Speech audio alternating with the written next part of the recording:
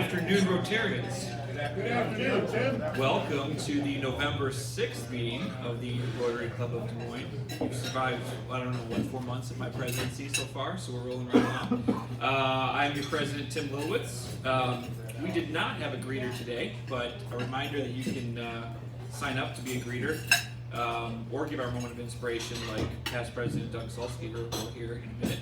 But you can do that online or in the lobby. So please remember, especially new members, it's a great way to meet people as greeting at our meetings.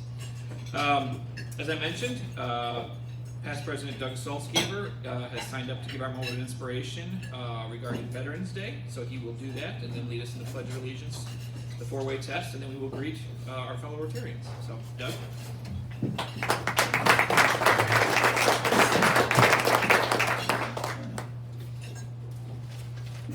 Hello, everyone. Hi, Doug.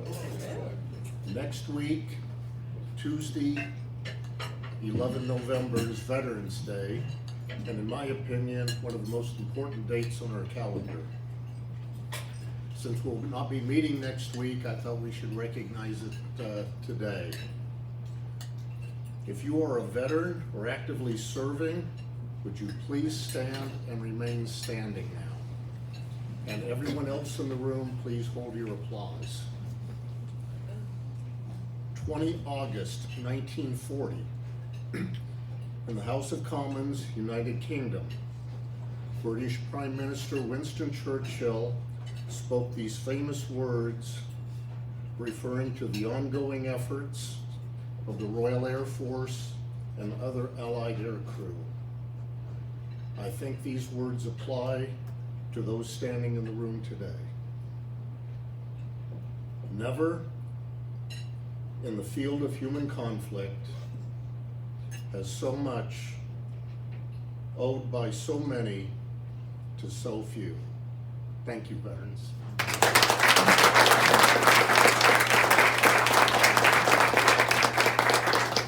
Now I can't think of a better time to stand and join me in reciting the Pledge of Allegiance. I pledge allegiance to the flag of the United States of America and to the republic for which it stands, one nation, under God, indivisible, with liberty and justice for all. Now the four-way test. Is it true? Is it fair to all concerned? Will it build goodwill and better friendships? Will it be beneficial to all concerned? And now greet your fellow Rotarians. See you again. I get to each other's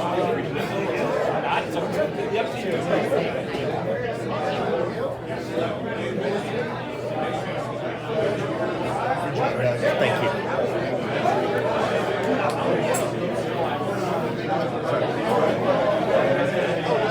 People are tripping over this. That's what I'm saying.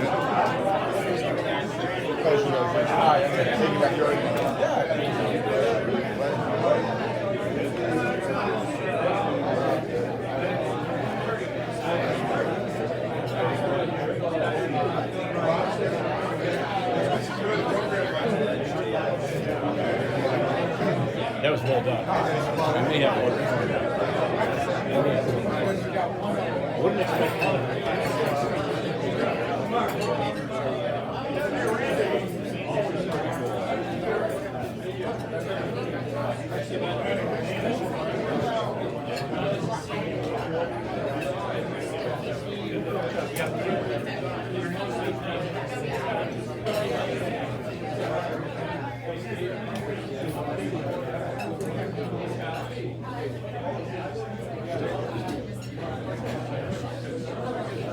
Still no John. No, I don't see it. Yeah, I don't see it.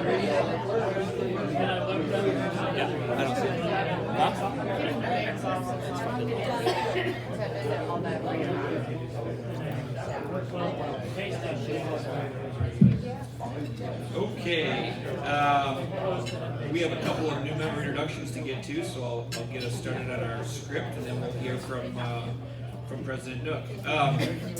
We do have two guests with us today, so guests, as I call your name, just please stand, and then we'll recognize both of you together. First, we have a visiting Rotarian all the way from the Nashville Sunset Club down in Nashville, and that's Manny Belba Smith. He's with WSP down in And then we also have Jason Chapman from the Board of Regents and a UNI grad here to hear President Nook speak. So thank you, Jason.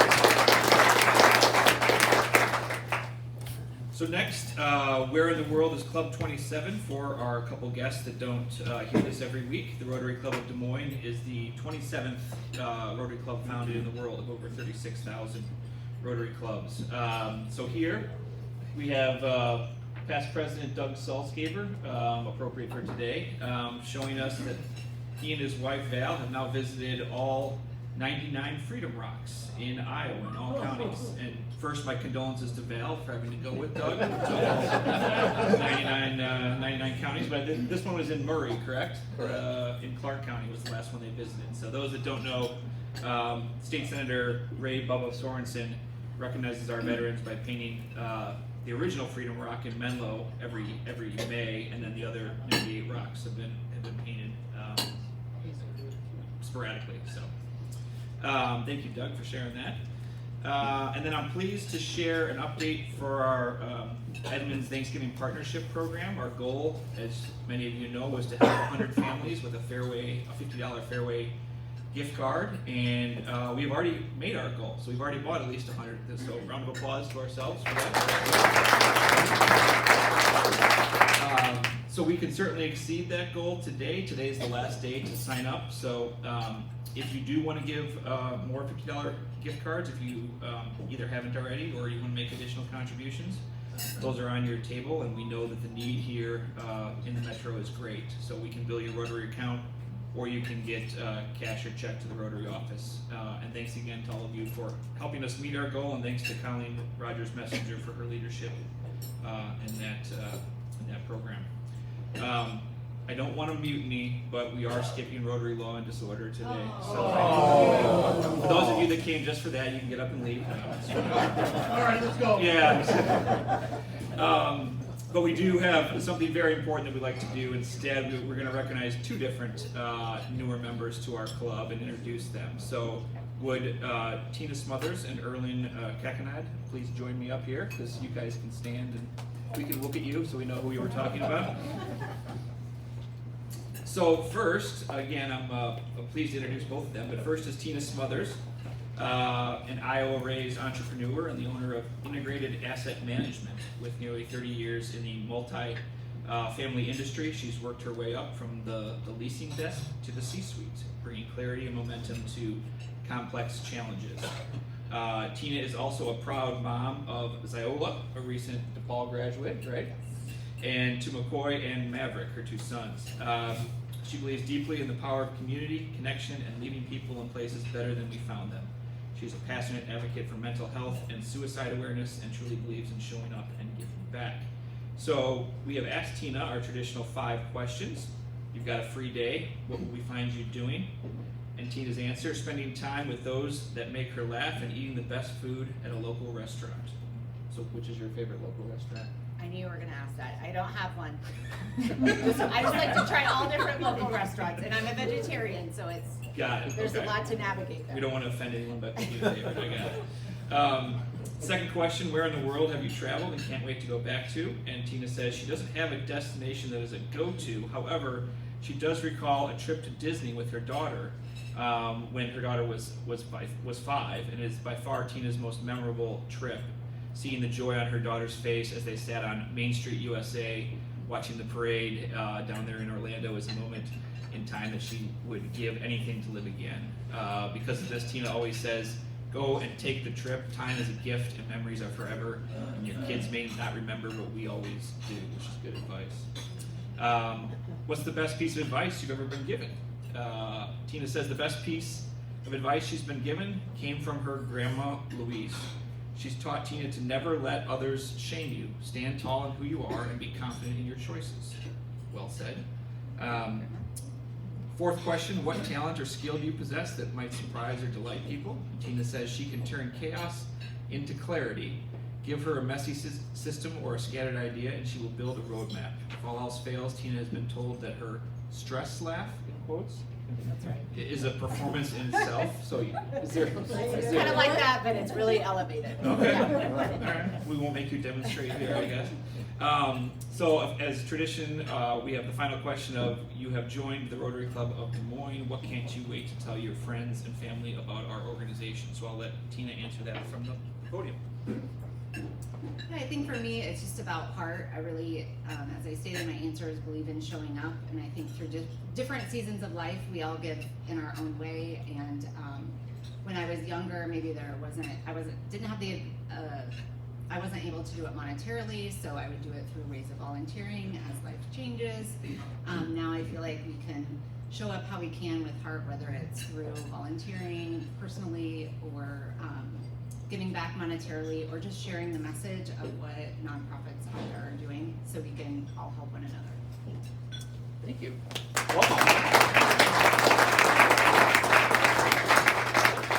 So the second of our two newer members is Erlen Kakanad.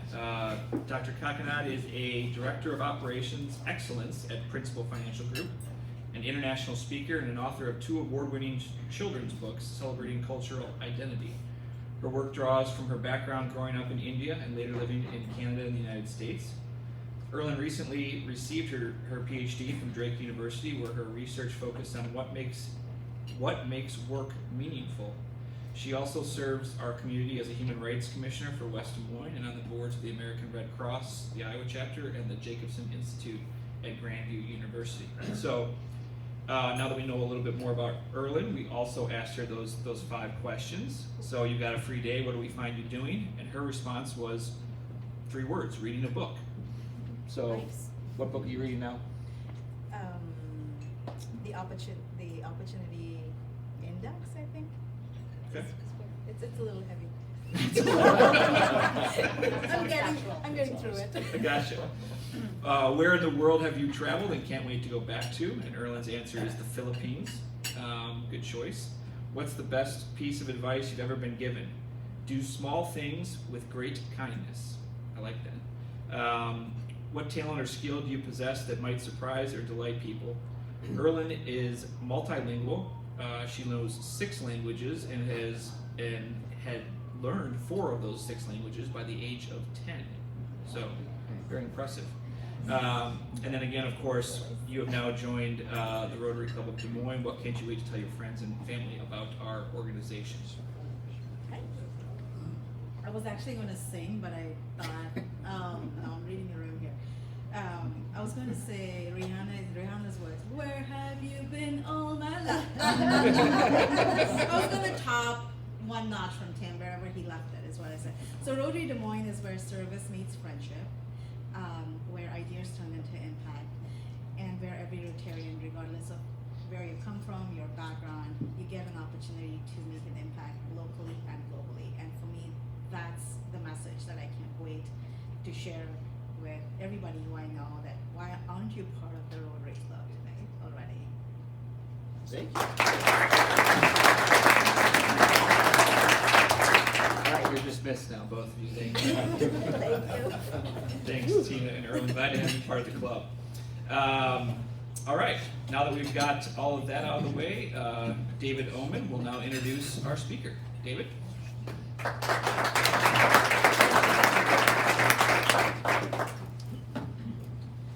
Tim, thanks very much, and good afternoon, everybody. Tim, you continue to do a great job. Thank you. Thank you. I've been really looking forward to this introduction for some time. I grew up in Cedar Falls. I've been around the University of Northern Iowa for decades, and I've been a proud alum for 51 years. Before I do that, I'm going to pause. I want to say something about Doug. That was a marvelous moment of inspiration, Doug. Doug was my next door neighbor for 25 years. I just want you to know I prayed for him every night. All right. back to the mission. Is there more to that story?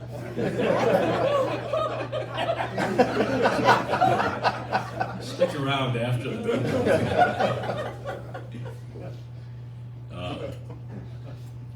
My job today is to introduce our president, Mark Nook. I was beginning to talk about my time at UNI. I've been able to know 6 presidents, and there have only been 11, and Mark is among the very best. We've gotten to know each other pretty well over the last several years. He makes an effort to come to Des Moines, and I appreciate that, and we appreciate that, Mark. Mark knows that higher ed, and he'll talk a little bit about this, is very challenged right now. It's changing all the time, and he's well suited for that role. He's grounded in Iowa, but his career has spanned different disciplines in the realm of education. He was born in Nestorville. He grew up in Holstein, and the family is still very well remembered in Ida County. I know that. Mark graduated from Southwest Minnesota State. He has a master's in astronomy from Iowa State, Doug, and a PhD in astronomy from the University of Wisconsin. He's had progressively demanding academic and leadership roles at St. Cloud University, University of Wisconsin at Stevens Point, and at Montana State University. Back to astronomy, I'm a huge fan, a lifelong fan of NASA, and Mark and I have had different conversations about outer space, often actually. So I was mulling his degree in astrophysics, and to be honest, I didn't know a lot about astrophysics, so I looked it up. What does an astrophysicist do? He or she looks for dark matter, investigates phenomena, analyzes difficult data, understands a range of events, and tests theories about the future, which I think magnificently qualifies you to deal with today's 20-year-old college students. And I would add the Iowa legislature. You can, but I can't. You can't say that, I can't. That's among us, Jason, right? Yeah. Okay. Seriously, Mark has championed some real change up at Cedar Falls at a challenging time for higher ed across the country. We know that. There are some new initiatives underway, which I think he'll talk about, particularly with the College of Education, which is Sterling. That announcement last week was really like almost a game changer. We've worked together. I've been fortunate to work with him the last several years on the UNI at DMAC project, which is at the urban campus. If you look out the window right across the freeway, that campus is a very special place in our community. It's the only majority-minority campus in the state of Iowa. And when Rob Denson was looking for a university to pair with him, he wanted UNI, and we wanted DMAC. And that relationship now is about 5 years old, and the rest of the story will be told by Mark, but that relationship has only grown better and bigger all the time. Mark and his wife Cheryl are a great couple. They have 3 adult children, and they have 4 beloved grandchildren. And having been around them, I can say, like a lot of you, there are fewer, prouder grandparents than Mark and Cheryl know. It's my pleasure to introduce our speaker today, President Nook of the University of Rhode Island.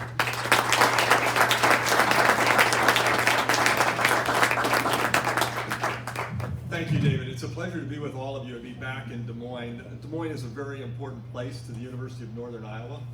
We have more of our alums living in Polk County than any other county in the state, which that happened about 7 years ago. It used to be Blackhawk County. The two are still pretty close, but Des Moines is a growing, thriving community, and many of our graduates, the jobs are here, right? And so we have a lot of our alums in the greater Des Moines area. We also rely on the Des Moines area, greater Des Moines area, central Iowa, for students to come to the University of Northern Iowa. So we're always looking to reach out to what is the population center of this state, and in many ways the business and economic center as well. So it's always a pleasure to be back in Des Moines. It's, I think, appropriate that University of Northern Iowa is speaking today on the eve of Veterans Day next week. It sounds odd at first, but realize that it's the University of Northern Iowa started first, before we became a university, before we were even a normal school. We were an orphanage for the children of Civil War veterans who didn't come back. We started as an orphanage on a hill in the 1860s. And in 1876, the orphanage was no longer needed. All of the children had aged out, and they needed to find something to do with this building on the hill. And we had a very aggressive senator from the Cedar Falls area who pushed to create a normal school and use that facility for it. We had help from one of the representatives. It was a pretty big political lift. There wasn't a lot of interest in spending more money on educational facilities at that time. And there were several private normal schools, but finally in September of 1876, the doors opened for the first time in what was an orphanage. The principal at that time and his family lived in the same building with all of the students. I'm glad that has changed.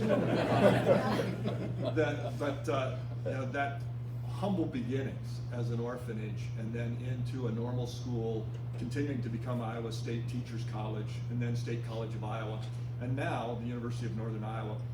We changed our name to UNI in 1967. We've been known as the University of Northern Iowa longer than any other name, which is kind of fun. But think about it, we opened the doors in September of 1876.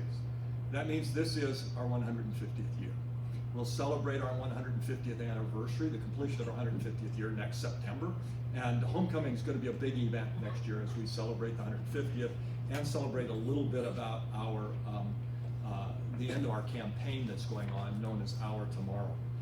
Let me give you a little bit of an update of some things on campus. This has been a tremendous year for the University of Northern Iowa. This is a few things that happened during the 24-25 academic year. And I'll just read a couple of these because some of them are a little hard to read. We launched new programs in nursing. There's such a terrible shortage for nursing in this state. We decided we had to do that. We had to change state law. State law forbid our institution from offering nursing programs and healthcare programs before about 4 years ago. So we got the law changed so we could do it. We just admitted 24 last year when we opened the program in the fall, another 24 in the spring. We just admitted another 62 this fall. We want to grow, so we're admitting more than 100 a year in that program. We created a material science engineering program, material science engineering technology, and mechanical engineering technology programs. We launched a hybrid accounting program here in Des Moines. So we have a faculty member that comes down once a week, teaches accounting programs at the urban campus here in Des Moines, DMAC's urban campus here in Des Moines. It was really pushed by many of the accounting firms here in the city saying, we've got to have more accountants. Can you come and help some of our, I'll use the word bookkeepers. They were in accounting programs, but they didn't have their CPA. Can you get them to a baccalaureate level and get them through the program? So we've been able to launch that. We've got some new degrees as well, and a Master's of Arts degree in interdisciplinary study for people who have a master's, have credits towards a master's degree but haven't finished it. Not sure what program they want to be in, but want to get the degree completed. We have reorganized our College of Education and really changed the curriculum too, so that it's much more streamlined so students can get the education they need and get into the classroom, because that's about the next biggest hole in Iowa's workforce that we have other than nursing. We also reorganized our Department of Applied Engineering and Technical Management as we put in the new program in material science engineering. We have an extremely strong construction management program, and to separate that out and get it a little bit more visibility, we separated these two programs into separate departments. We also established our UNI Center for Civic Education. That's going great. We got $1 million from the state to start that program. Hired a new director. She immediately wrote a grant and brought in another $1.4 million to get programs developed to help schools around the state develop civic education programs in their schools. We get into some of the building projects. We had to complete a new nursing facility. We didn't have one. We took the old women's gym on campus and made it a nursing facility. If you get a chance to come up, it's worth going through that facility. It is really constructed in a unique way, and the students love it, and the people who are in the nursing profession and in healthcare that come to visit it, the first word they say when they walk in is simply, wow, how did you do that? We've got integrated classrooms where you get your lectures is the same place that you go bedside. And they walk, literally just get up from the table and go right to the bedside. And we have automated mannequins that they will work on while they're doing all of this practical work. We updated our Gallagher Blue Norn Performing Arts Theater. It's a 1,600-seat opera-style performing arts theater. Just recently, just last week, Yo-Yo Ma was the featured presenter at the Gallagher Blue Norn. Wonderful presentation, bringing acts from around the world into that facility. We began renovation of the Unidome. Everybody knows the Unidome. It may be the most iconic facility in the state of Iowa. We like to claim that. Some other people challenge that, but almost everybody you say the Unidome in the state of Iowa, they know what you're talking about and they know where it's located. We also renovated the Campanile Plaza. Yeah, we have a Campanile. It has 56 bells in it right now. That does happen to be the most bells in any Campanile in the state of Iowa. The Campanile at Iowa State is actually weighs more. If you put all the bells on a scale, theirs will weigh more. We have more bells. Right? It's not a competition, but we win on some tests. But it's kind of fun. Most people don't realize that UNI has a Campanile, but our Campanile is now, will be 100 years old in the spring. And these other things down at the bottom are the most important. We grew enrollment last year by 2.7%. We're down just a little bit this year, less than 1%. We set record graduation rates that I'll talk about. And our student loan rate is really incredible. The average in the country is about $30,000, a little over $30,000. The average loan debt when somebody leaves, ours is under 23. We've worked hard to get that done and to keep the loan debt for students way down. So we're worked pretty hard to get there and to reduce the percentage of our students who have to take our loan out. It's now about 66%. We have students that come from very challenging backgrounds, so some of them need to take that out, but we work hard to help them take out the right loans and only as much as they need. Great financial counseling on the campus. I mentioned graduation rates, and this is a story that is really incredible. On this chart, the one that's on your left, I'm right, left challenged, so if I say right and you know what's left, correct me. On this chart, what we're showing is the percentage of our students who come in as freshmen and then graduate in 3 years. In 3 years. What you'll notice is that back in the 1980s and 90s, there wasn't anybody doing that, right? We probably went to college with that one really odd duck that managed to do it in 3 years, and they were just crazy going to school every single summer session. We now have 13.5% of our freshmen graduating in 3 years. 1 in 7 of our incoming freshmen are likely to graduate in just 3 years. The ones that are graduating in 3 years are bringing in at least 30 credits from high school, and they have an average GPA in high school of 3.5. They're kids we call high flyers, right? They know how to get things done, they pay attention, they take care of it, and they've got some goals, they're moving on. I can tell you, if you're in business and you're looking for an employee, look for these people that have finished in 3 years. They're driven, and they ask the right questions, and they know how to get organized and get things taken care of. Very few of them are taking summer classes. It's because they brought in a full year from high school that they're able to do this, right? So that's a phenomenal story. I don't know of another institution anywhere in the Midwest where that number is over 10%. We can't find it. There isn't one in the state that approaches 10%. So, but we work very hard with our students to help them understand it's possible if you've got the right conditions coming in, and you'll work with the people on our campus, especially their academic advisors. Our 4-year graduation rate now stands at a little over 55%. That sounds like a private school, not a public. To put that into perspective, schools like us, the Mankato States, the Western Illinois, their 4-year graduation rates on average in this country, their 4-year graduation rates are closer to are closer to 30%. 30%. Their 6-year graduation rates tend to be around 50%. It's really an amazing story what UNI has done to help students recognize what it takes to get done. We have this thing called a plateau in tuition. So if you take 12 credits, you pay a certain amount. If you take 15 or 18, you pay the same as if you take 12. So if you'll take 15, you can graduate in 4 years. If you take 12, it's going to take you 5. We make sure students know that. We make sure their parents know that. Then we let them know that they've really got to work with their advisors, and then we can get them done in 4, maybe even in 3, depending on what they're bringing in. We're now at the place that more of our students graduate in less than 4 years than take more than 4 years. That's an incredible situation to be in for an institution, especially a public regional institution.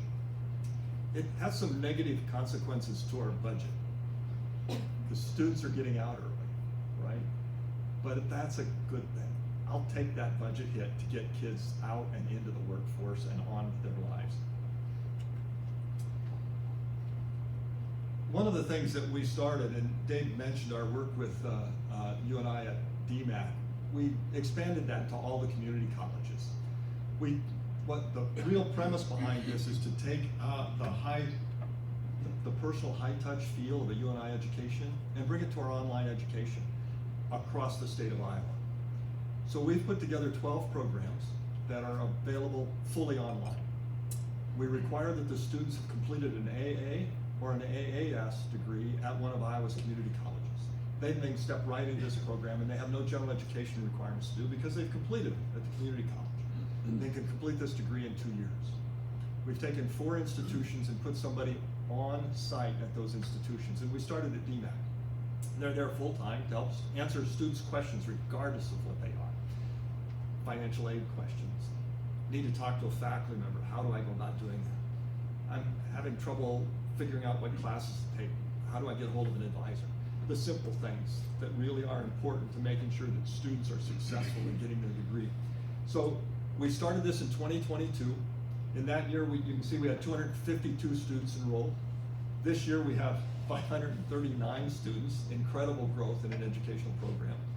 In that time, we've graduated almost 350 students out of this program. These are students that without this program are really placed back. They can't leave Des Moines or Murray or any other community because they're married, they have families, they have jobs. They can't relocate to Ames, they can't relocate to Iowa City, they can't relocate to Cedar Falls. There's no way for them to get an education if we don't do something like this. And so we created this program just for that. And we put people on those campuses because we knew these students already knew how to get services on their local community college campus. They even knew where to park, right? They knew how to get access to high-speed internet that they may not have in their homes.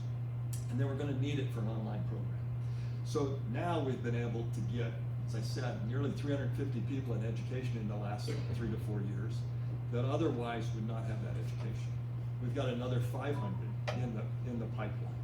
So a way for us to offer baccalaureate degrees really across the state. We've done all of this without spending one dime on infrastructure. We haven't built a new building. We haven't laid new cable anywhere.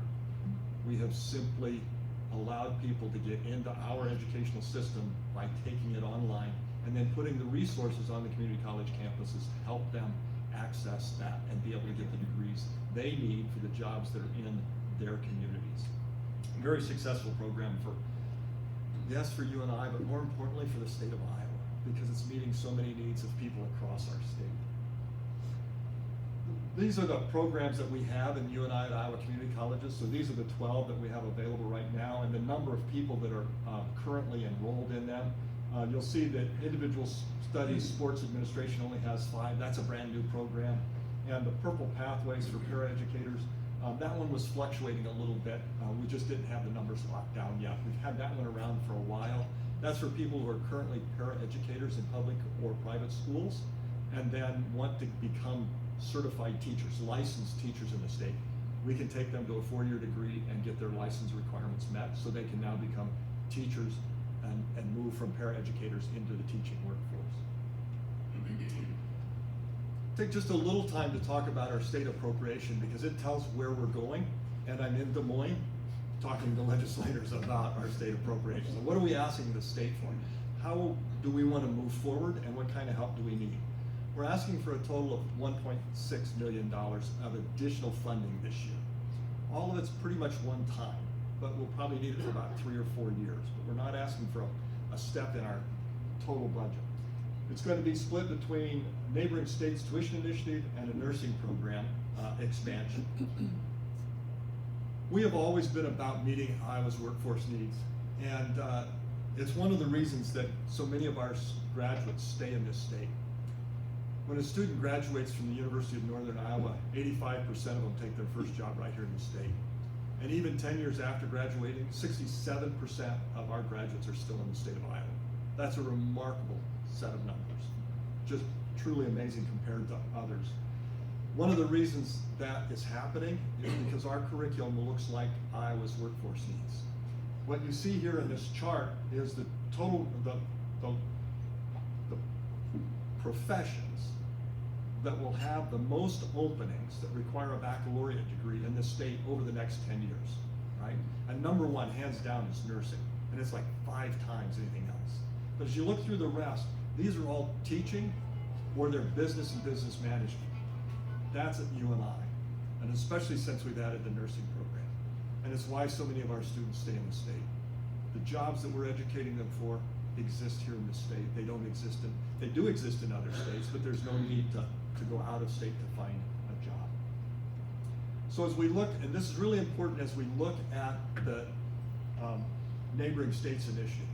With this initiative, what we're asking for, and what we've actually started already, is to allow students that come from the states that border Iowa to pay in-state tuition.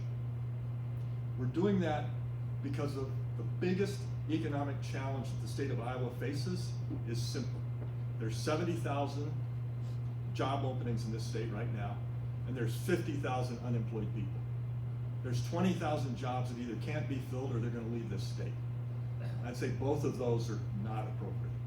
So how do we solve that? We've got to bring people into the state. When we have students come from these 6 states to UNI and they graduate, nearly half of them will take their first job in the state. Nearly half. It's over 45%. So we've got an opportunity to be part of the solution. We also have capacity. We can put another 3,000 to 4,000 students on our campus and not have to add buildings. So we should be doing that, trying to find as many students as possible. So as we talked to the legislature and the governor last year, the governor put it in her budget to help us with this. The legislature passed it, it went to the governor, and she vetoed it because of the way the legislature set it up. It looked like the money would be going on forever. And that was something that wasn't going to work out very well. She called me immediately and said, Mark, if this is one time or a limited time, we can do it, but ongoing with where the budgets are at right now, we can't do it. We approached our foundation at the University of Northern Iowa and said, we want to go ahead and do this, can you help us? And they put in a little over $1 million this year to help us with the budget so we could go ahead and start to implement this program. So we have students on our campus right now. It's only the new students and it's only undergraduates. It's not graduate students, and it's not the students who are currently on our campus except new freshmen and new transfers. We need a little bit of money to help us continue to grow this program. What we have been able to do is make projections about how many students we expect to have come in. We should see our enrollment grow by about 2,700 students over the next 10 years. More importantly, we should get to the point that we're dropping an additional 310 workers into the Iowa workforce annually. 310. That's a small drop at hitting that 20,000, but talk with Debbie Durham and ask her, what's it take to recruit a person from outside of the state into the workforce here? And she said, on average, it's 50 to 100,000, somewhere in there per worker. That floored me. For $1 million, we're going to bring in 300. It's well under $30,000. It's about 10 when it comes right down to it. And while they're here and we're recruiting them, they're going to be paying the University of Northern Iowa $10,000 a year. That's $40,000. They've got to have room and board, whether it's on our campus or in an apartment or groceries from Hy-Vee and Fairway. That's another $20,000 a year. Another $10,000. They'll drop $80,000 into the Iowa economy each. while we're recruiting them. And then they'll take a job here. I really like the ROI on that investment for the state and for the university. That's why I'm so interested in making this happen. It isn't that our enrollment will go up, that makes everybody on campus feel better, but it's about those 360 jobs, workers for jobs in this state, and it's about revenue that will come to our state that otherwise it'll stay in Illinois or Minnesota or Wisconsin, and I'd rather have it here. So we're asking for $1 million to help us get that program, continue to get it growing until it can help us more. We're also asking to expand the nursing program. We've done a great job of getting it started. We've done that all with our own resources on campus, and so we're asking for a little help to help us add a few faculty members to that program so that we can add more students, and in particular create an accelerated nursing program. It's a program for people who have a baccalaureate degree already and would like to get into the nursing profession.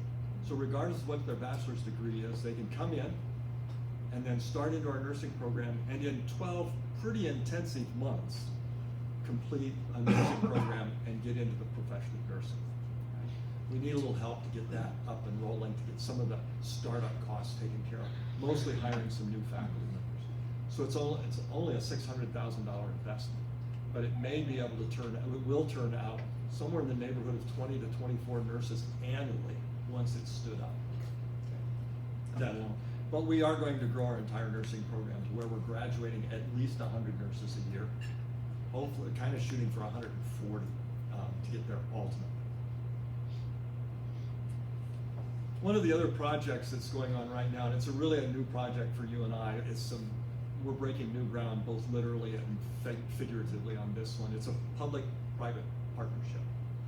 We've got a piece of land that sits on our campus just to the south of the McLeod Center, where we play our basketball games and where we hold events like the first robotics competition for the region.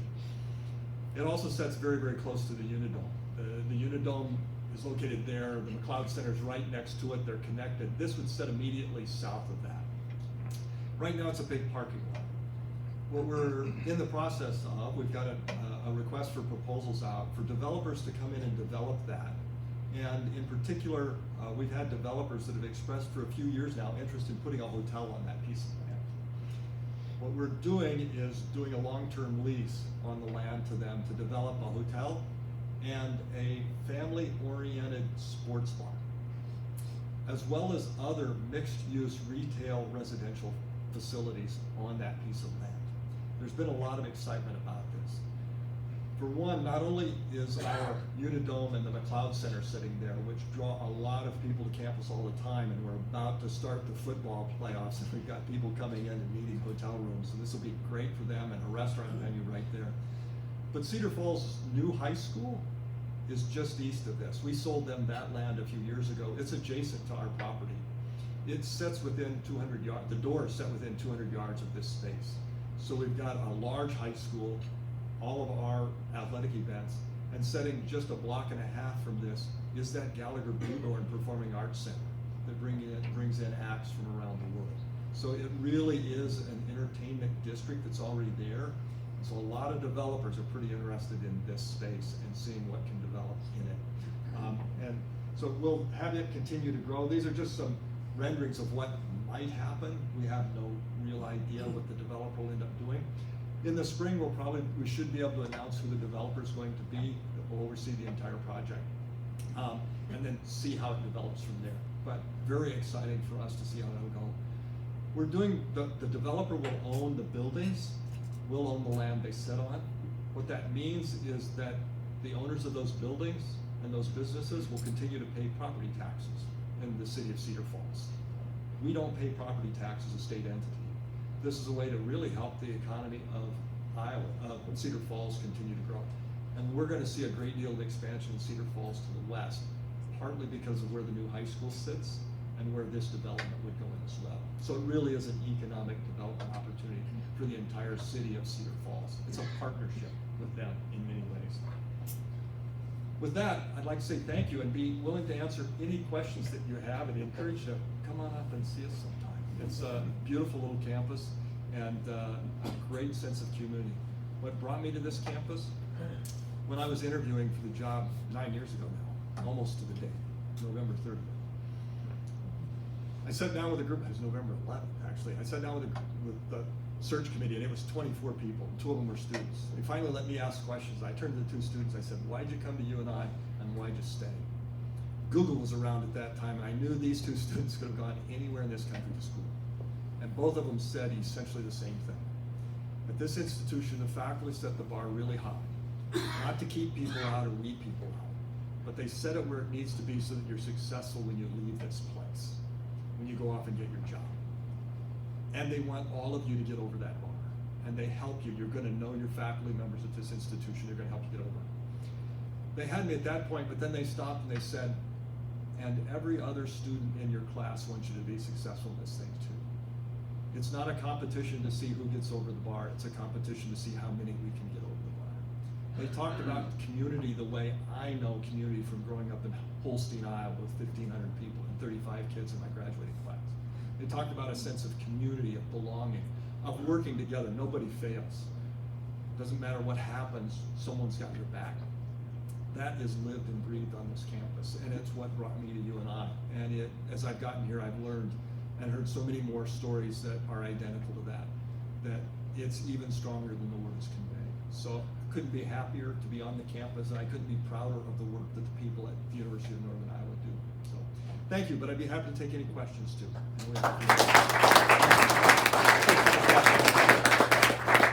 Yes? So sports related question, but as a second generation Drake alumni, Yes. any insights on how we keep a basketball coach?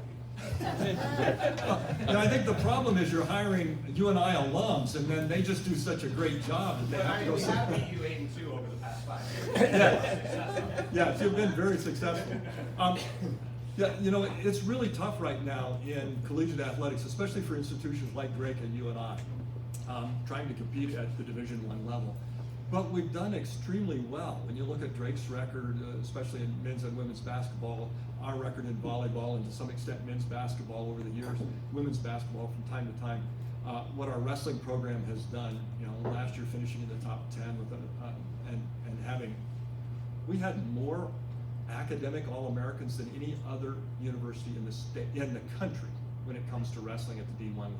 12. Now there are only 10 wrestling weights, right?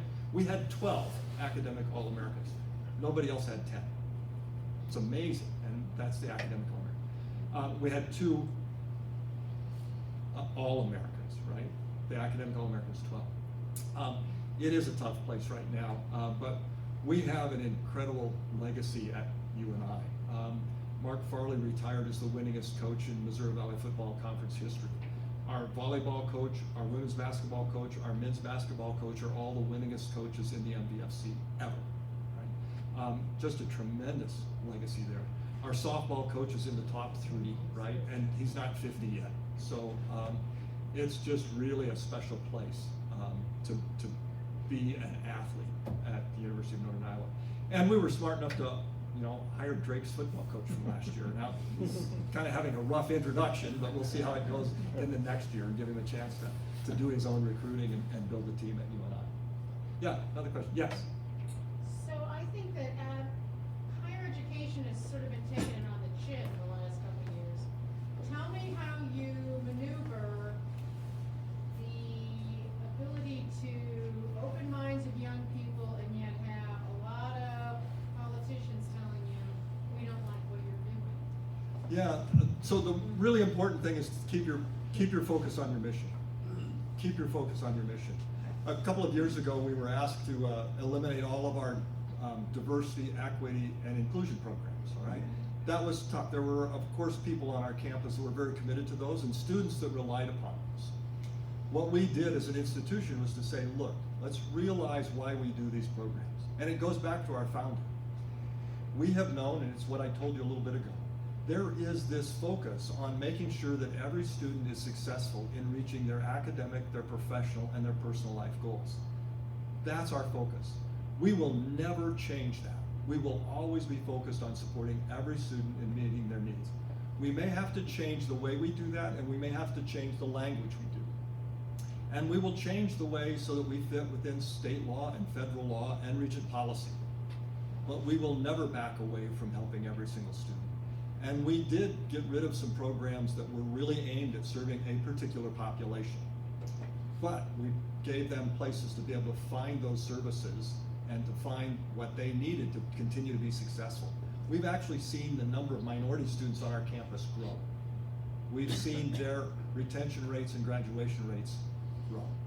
We've put a lot more resources into helping all of our student organizations build leadership capabilities.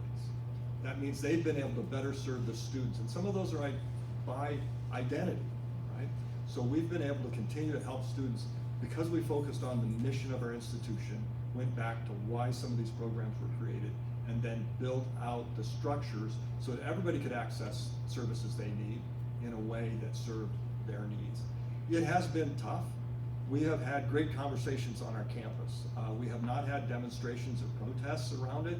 The students bought in quickly, understood it's the law, we've got to make some changes, and helped us figure out how to do it. So, getting everybody involved in this early on was really important.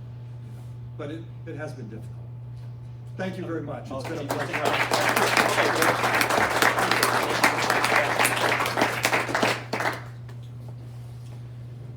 Thank you, President Nook, and he said he'll stick around for questions if people, I know we got cut off there a little bit, so if you have some questions, please feel free to visit after the meeting. We appreciate you spending your valuable time with the Rotary Club of Des Moines, and obviously based on that great presentation, look forward to great things coming out of Cedar Falls in the future. Real quickly, upcoming meetings.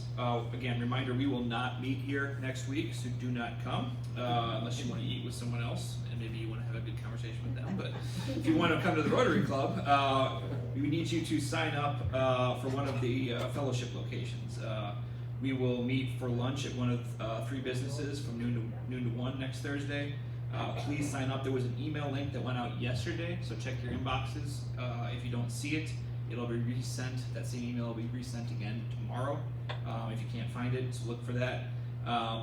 But because lunches are going to be delivered to those 3 locations, we do need you to sign up by Monday at noon. I know that's a little earlier than our traditional, but that'll be helpful for the logistics. So the 3 options that I think I mentioned last week, the RDG and the new Rotary office hosted by Susan Judkins and Kitty, Ide Bailey hosted by Christy Edwards, and Bank Iowa hosted by Kyle McCormick. So a flyer's on your table that includes details of each site. So again, please sign up by Monday, and we hope to see you at one of those 3 locations. And then November 20th, we'll have a panel of 3 on the water quality issues, the ever-present water quality issues here in Polk County. Dr. Elliot Anderson, Dr. Claire Ruby, and Dr. Larry Weber will lead that discussion, so that'll be fascinating. Please join us then. And then, can you believe it? But 3 weeks from today is Thanksgiving, so we will not be obviously meeting on Thanksgiving. And then we'll have more great programs in December after that. So. Also remember Morning Fuel. We've mentioned this a couple times, but a great opportunity for fellowship at Freedom Blend Coffee from 9 to 10 a.m. on November 18th. Our own Susan Judkins will present, and we get a chance to hear from her. Final reminder, Kitty has in here for me, there is an International Service Committee meeting today after lunch in the room beyond the buffet lines over there. So if you want to join that meeting, please do. Thank you again for being with us today, all of you, and being a vital part of the Rotary Club of Des Moines. Thank you to our couple guests. We appreciate you having you here. Welcome again to Tina and Erland. Thanks for being part of our club. And as I always say, stay true to the good. We are adjourned.